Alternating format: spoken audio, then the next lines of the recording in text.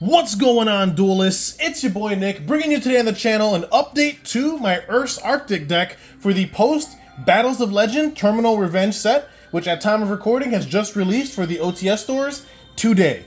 So for those of you new to the channel, welcome. My name is Nick. We do Yu-Gi-Oh content mainly focused around rogue and casual decks alike. If that's the kind of Yu-Gi-Oh that you're interested in, then I highly encourage you to subscribe to the channel so you don't miss out on any more of my uploads. We are currently working our way to 2,000 subscribers, and I need your help to get there. So if you're watching this right now and you're not subscribed, hit that subscribe button. It doesn't cost you a thing, and it only helps the channel grow into the community that I'm trying to bring it to eventually. So, Ursarctic is a deck that I brought to the channel previously. However, in the Battles of Legend set, which like I said just came out, there is brand new support for the Ice Barrier theme. And I had this crazy idea to combine the two themes together and form a deck that would shore up both weaknesses of each archetype. So I'm very happy to bring to you this archetype today. Like I said, it's my update to Ursarctic, but it is playing a lot of the new Ice Barrier stuff from the new Battles of Legend Terminal Revenge set. And I couldn't be more excited to bring you guys this particular profile. So it is a 60 card deck list. It's actually the largest Ursarctic deck I've ever brought to the channel before. But I've been testing with it, and it's a ton of fun and extremely consistent despite it being 60 cards. So let's dive into the monster lineup first. You know how we do here on the channel. So we're going to start off with the Ursarctics. We have 3 copies of Ursarctic McPolar, pretty much the starter of the theme. For those of you who don't know what Ursarctics are, they're generally water attribute, either beast or beast warriors, ranging from level 7 to level 8. And the minor bears, as we call the level 7s, are non-tuners, and the major bears are the level 8 tuner monsters. And they adapted the form of the Dark Synchro mechanic from the anime, and they synchro summon by doing like a reverse synchro. They synchro summon with the difference in levels instead of the sum of levels. So McPolar is their starter. All the Ursarctic main deck monsters have to, as a quick effect, they're quick effects to summon, but they have to tribute a monster from the hand to special themselves. That's level 7 or higher. So they're pretty much inherent neg 1s, which makes them bad at first glance. But like I said, with the help of the Ice Barrier cards, as well as in archetype support that they got in the future, the deck's actually playable and quite fun to play, honestly. I'm not sitting here saying that it's going to like top a YCS, but definitely to take to your locals, or maybe even a regional if you're a skilled pilot, you could definitely see some success with this list. So McPolar here is the archetype starter. Upon being special summoned, he searches for an Ursarctic monster from the deck to your hand. So pretty typical there to play that as a 3 of. Up next, you have the extender of sorts, which is the Ultimate Bright Knight Ursatron Alpha. He is also treated as a Drytron and an Ursarctic card, because for those of you who are unaware, Ursarctic and Drytron exist in the same lore. But if you control an Ursarctic monster, or a Drytron monster, you can special summon the Ursatron Alpha from your hand, and then when you do, you can add a Ursarctic spell or trap from the deck to your hand, which is huge because this is the archetype's only way to search their spell traps, which they previously didn't have before. So this card as a 3 of is absolutely important. Just a free extender and searcher for the spells and traps, which just increases the deck's overall consistency, is definitely warranted as a 3 of in my opinion. Then we play one of McTanis, one of McBillis. These are the remaining 2 minor bears. We only play one of these simply because A, we have easy ways to search them. So I feel like maxing out just makes no sense, especially when you realize that all the bears, they have a hard once per turn on their summon condition. So drawing duplicates of the bears never really feels that great to begin with.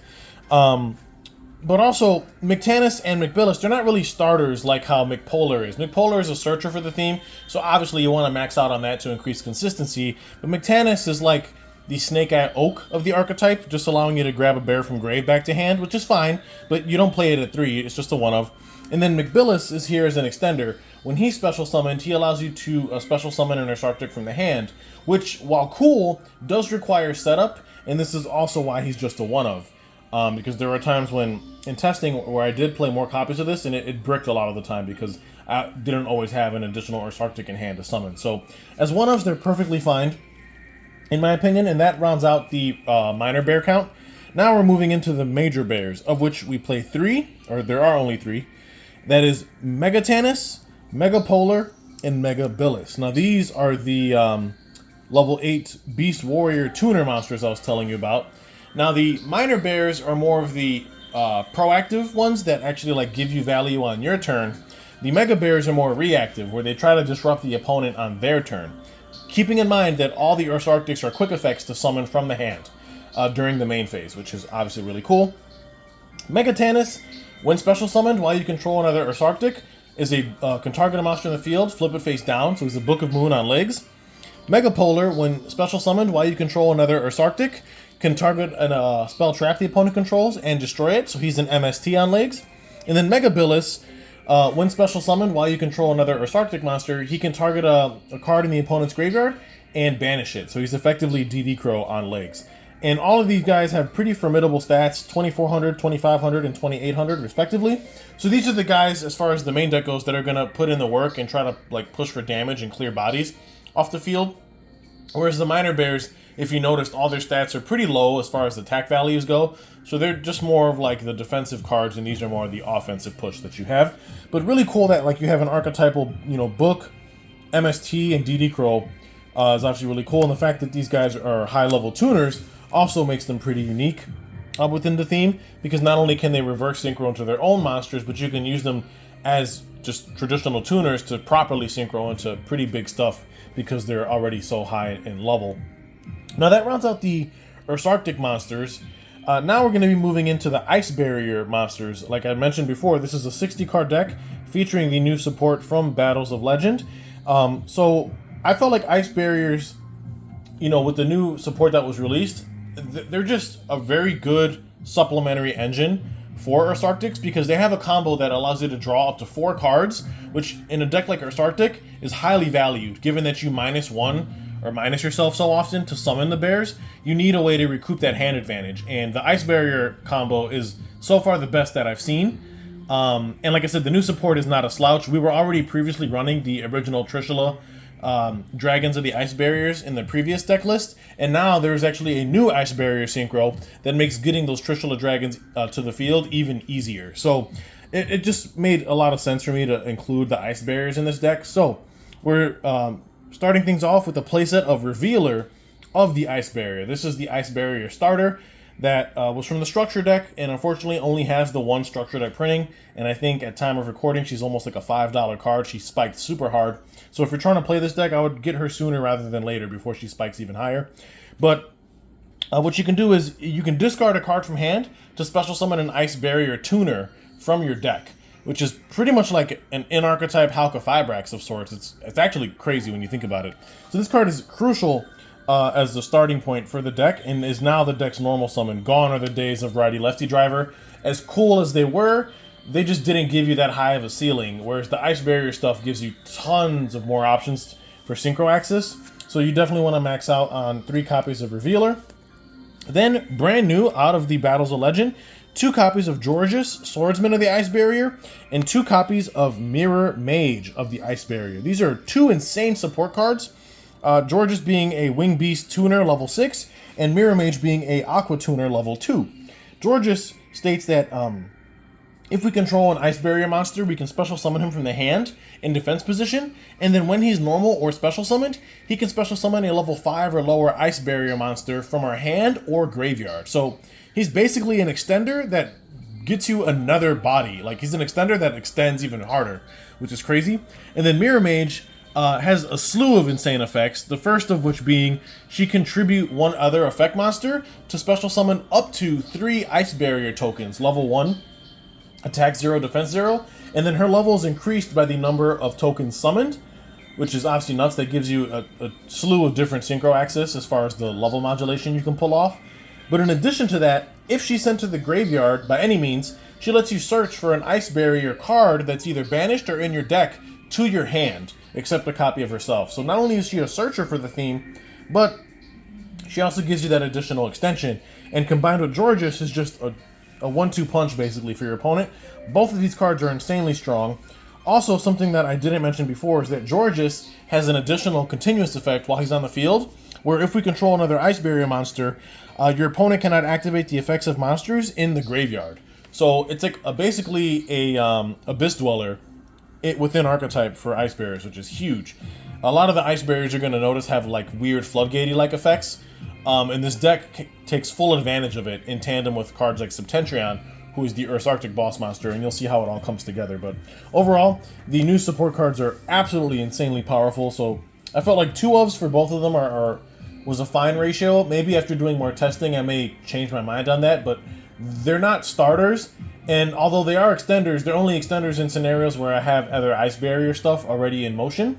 So that's why I felt like the 2 of ratio made sense, because if I maxed out on them at 3, they felt a bit bricky at certain times. Up next though, 1 copy of Medium of the Ice Barrier, followed by 1 copy of General Raiho of the Ice Barrier. Both of these are in here mainly as like floodgate targets for the brand new Synchro monster to summon, because a little bit of a spoiler, the new Synchro that they have allows you to special summon Ice Barrier monsters from basically anywhere when your opponent would special summon. So you're able to like tutor into these weird like floodgate-like cards that, you know, people used to write off back in the day because Ice Barriers were just like an archetype that didn't really have an identity. But now it's insane to see all these floodgate-like effects come together to just collectively stop your opponent from playing Yu-Gi-Oh!, which is pretty cool. So Medium with the Ice Barrier, while she's on the field, your opponent can only activate 1 spell or trap card each turn. And then General Raiho states that if the opponent activates a monster effect on the field, they must discard a card or the effect is negated. So basically, as they continue to use monster effects, they have to keep losing hand advantage to the point where they just don't have anything else to discard, at which point they can't no longer activate any of their monster effects, which is absolutely crazy. So 2 really insane floodgates here. Just 1 ofs in the deck. It's nice that Medium happens to be a level 7 though, because you can tribute her to summon out an Ursarctic, which is pretty nice. Then we just have 1 Hexa, Spirit of the Ice Barrier. This is just in here as an engine piece that's required as a 1 of in the deck. You usually summon this off of the Medium. I'm sorry, not the Medium. Oh my god. Having a brain fart on her name. The Revealer, excuse me. So this is usually what you're summoning off of the Revealer. But this is pretty much just a 1 of in the deck. It is a level 1 tuner that does Foolish Burial, a level 3 or lower Ice Barrier monster from your deck to grave. Generally the monster that you're going to be pitching off the Hexa is your copy of the Mirror Mage to help trigger her effect and get you that extension that you need. So as a 1 of, this card's perfectly fine in my opinion. And then moving on, that rounds out the Ice Barrier monsters. Now we're just moving into some tech choices. We do play 3 copies of the Ice Jade Ran Adrian. This is basically just a free way to get you to a level 10 Synchro monster. She can pitch a water monster to special summon herself, and then when she special summons, she can special summon a level 3 Ice Jade token. But since she's a level 7 tuner, you know, with herself and the token that she produces, they can just instantly make a level 10 water synchro, which I thought was pretty cool. And she's a level 7 monster, which means you contribute her to summon a bear if need be. So I felt like playing 3 copies of her was warranted. Then we have the 1 copy of Crystal Girl. This is pretty much just a good like discard fodder, especially for the new Revealer, who does require a discard. You usually want to try pitching cards that are going to get you some kind of value back, and Crystal Girl's really good for that. Because when she's in the graveyard, if you control a level 5 or higher water, she can special summon herself for free, and then during the end phase of that turn that she was summoned, she gets you to search any level 5 or higher water monster from deck to hand. So kind of like Bestial Magnuma in terms of how her search effect works, which I think is pretty cool. Then we have the 1 copy of Gamma Seal, the Sea Turtle Kaiju in here. This is searchable through a card we are playing in the main deck, so as a 1 of, this is nice just to be able to break boards and whatnot. Then we do play a pretty hefty non-engine lineup in this deck. We're on 3 copies of Nibiru, who obviously is an amazing hand trap this format, but in a pinch can also be tributed to summon a Ursarctic monster because it is such a high level, which is nice. We're also playing 3 copies of Ash Blossom and Joyous Spring, probably the 2nd best hand trap this format.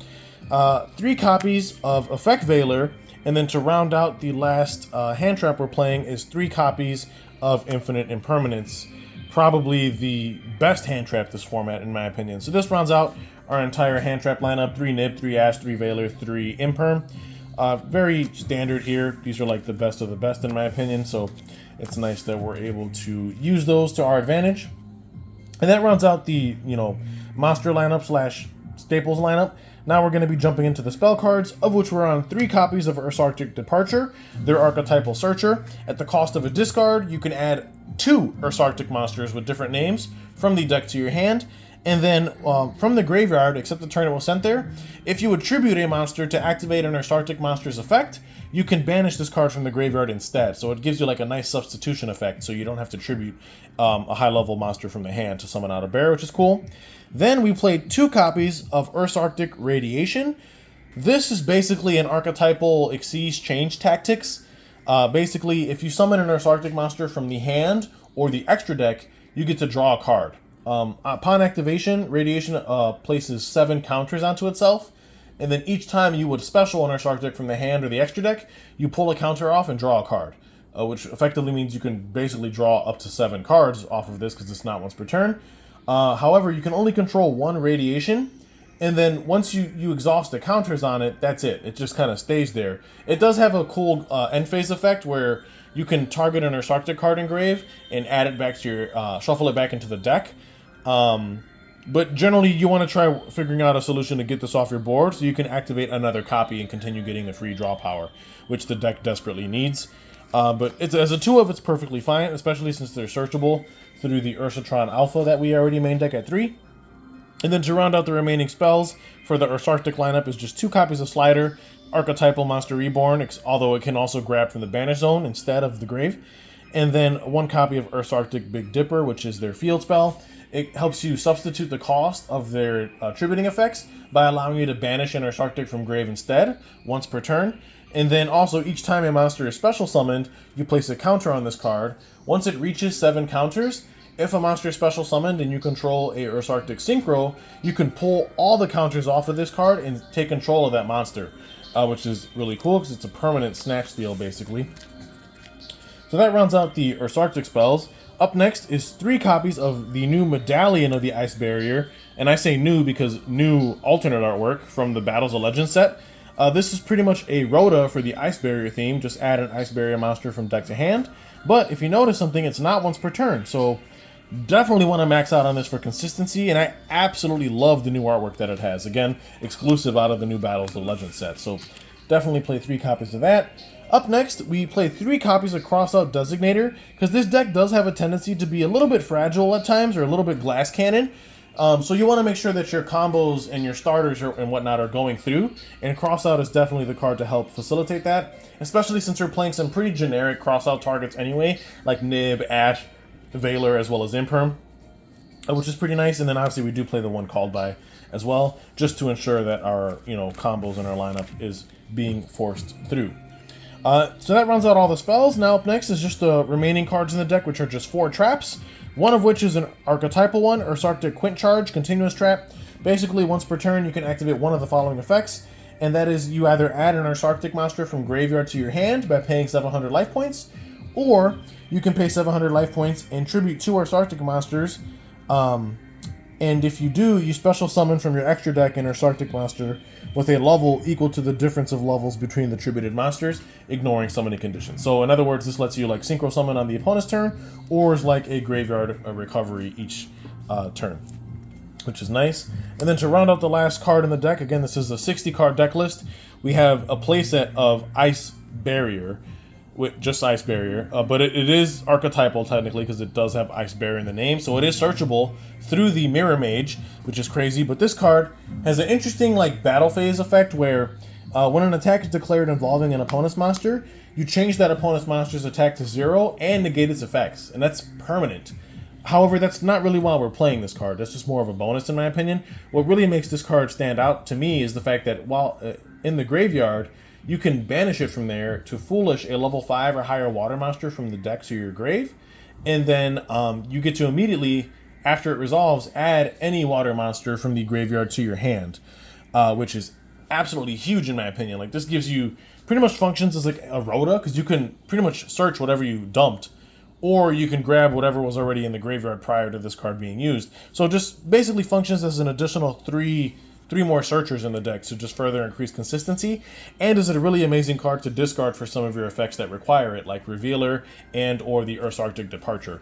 So that rounds out the 60 card main deck. Like I said, this is my update to Ursarctic post Battles of Legend Terminal Revenge. If you guys want to see combos and test hands, get this video to 30 likes, and I will have no problem bringing you guys to combos and test hands. But moving on into the extra deck, we do play 1 copy of Ursarctic Polari, followed by the 1 Polar Star, the only 2 level 1 synchros in this game. You go into these through the Ursarctic gimmick of the reverse synchro. They can be summoned by tributing a tuner and a non-tuner whose levels differ by 1, which is really cool. Polari on summon allows you to activate the Big Dipper from the deck, which is their field spell. He can also either add to hand or special summon an Ursarctic from the graveyard. And then Polar Star allows you to cheat out your boss monsters, which we'll get to momentarily. And he gives each boss an additional effect where your opponent cannot activate the effects of monsters that have a level that were summoned from the extra deck. And that seems kind of random, but that'll make sense when you read their boss Septentrion. But this pretty much like puts a skill drain on any monsters your opponent summons from the extra deck that have levels, which is absolutely huge. So you run those as one-ofs. You can recycle them through the end phase effect of Radiation, so I felt like playing one of each was perfectly fine. Then we do play the one copy of the Duloran, the Tiger King of the Ice Barrier. We play this in the deck because this is actually my solution to how we're recycling the Ursarctic Radiation. Once you exhaust all the counters off of it, you can go into this, use this effect to bounce Radiation to your hand, thus removing it from your field, and then at that point, since you control no copies of Radiation, you can immediately activate that same copy again and refill it with 7 fresh counters, so you can continue getting that sweet, sweet draw power. Then we do play the one Coral Dragon, needed for the Ice Barrier combo, which allows you to draw up to 4 cards. Then we do play the one Ursarctic Septentrion and the one Ursarctic Grand Chariot in the deck. These are the Ursarctic boss monsters. Septentrion is usually what you want to make when going first. Grand Chariot is what you want to make when going second to try and break a board. Septentrion is just one big floodgate. While he's on the field, monsters that your opponent summons from the extra deck without a level have their effects negated. So in this case, being Lynx and Xyzes. So now you can kind of see what I was talking about with the Ursarctic Polar Star. How if you summon Septentrion with Polar Star, Septentrion not only negates monsters without levels, but also gets Polar Star's benefit of negating monsters that with levels from the extra deck. In which case, giving like an entire skill drain like effect to your opponent's extra deck, which is crazy.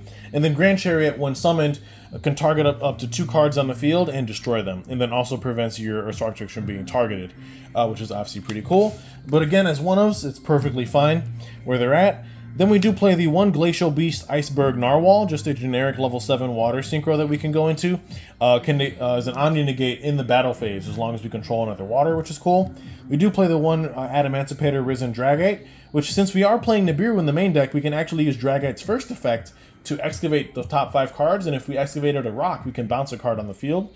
Then we do play the one Ravenous Crocoddragon Archithus. This is again in here for the Ice Barrier Draw 4 combo, which again, if you guys want to see combos and test hands, like I said, get the video to 30 likes, and I will bring you guys the best combos and test hands you've ever seen for this deck. Then we also play the one Trishula Dragon of the Ice Barrier, the OG Trish as I call it. Very cool. Then we also have the one Ice Jade Gamir Adrian, a very amazing level 10 water synchro that this deck can definitely capitalize on. We also play one Chang'ing, again another amazing level 10 water synchro. And then brand new to the to the deck as well as the game, fresh out of the Battles of Legend set, is 2 copies of the Lancia Ancestral Dragon of the Ice Mountain. Now this is the new Ice Barrier synchro I was telling you guys about. However, it is not an Ice Barrier in name. This is requires a water tuner +1/+, non-tuner monsters, 3300 attack, level 10 water dragon synchro, and it states once per chain, if your opponent special summons a monster except during the damage step, you can special summon an Ice Barrier monster from your hand, deck, extra deck, or graveyard. Then you can change one attack position monster your opponent controls to defense. You can only use this effect up to twice per turn.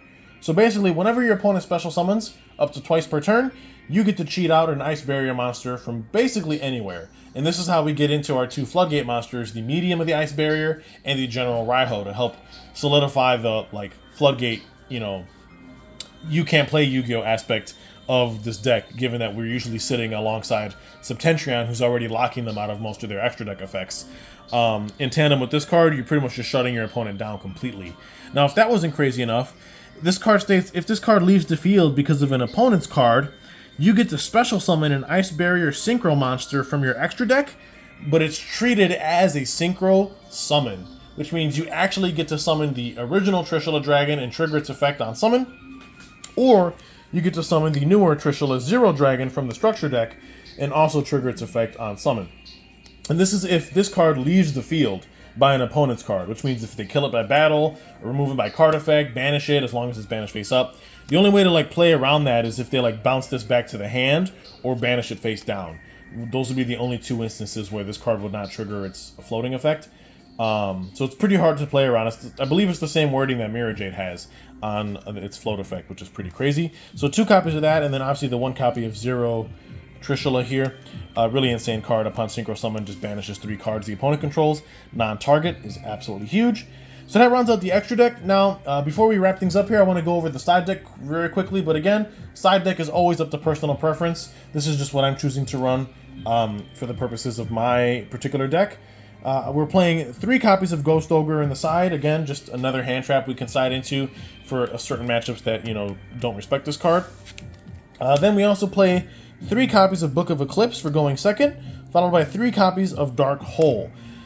To be honest with you, I don't really know the true value of Dark Hole this format, but canonically and thematically, I just feel like it fits perfectly because Ursarctics are literally polar bear Gundams in space, like probably black holes in space, so it's just kind of funny playing Dark Hole. And technically, Book of Eclipse plus Dark Hole are really good board breakers in my opinion. Probably not the best, but they get the job done. Speaking of, you know, thematics, we also played 2 copies of Galaxy Cyclone. Again, are there better spell trap removal options? Yes, but again, they're polar bear Gundams in space. They're literally flying through the galaxy, messing all kinds of things up, so I just thought it was pretty cute to play that. And then we have a playset of Synchro Forceback. This was, I believe, a TCG exclusive card that came out back in Duelist Nexus. States you can target monsters on the field up to the number of synchro monsters with different names you control and return them to the hand. So it's like a multi-compulse depending on how many synchros you control, which since this entire deck was full of nothing but synchros, I felt like it was pretty fitting. And then the last card we sideboard is just D-Barrier. I know a lot of you are probably rolling your eyes, but this is really in here as the cross-out target. Again, since all we play is synchros, we don't want to have our opponent side into D-Barrier against us and try to like stop us from playing. So we play D-Barrier as our one of cross-out target in the deck. But that's going to round out my update to Ursarctic post Battles of Legend Terminal Revenge. Let me know down in the comments below what you guys thought of the deck. And if you guys want to see combos and test hands, like I said, get the video to 30 likes. I don't think that's too much to ask. And I will gladly bring you guys all the combos your heart desires. So with that being said, guys, stay tuned for more awesome content. You don't want to miss out. I have other decks profiles in the works post-battles. And also at time of recording, we're about a month away from Infinite Forbidden.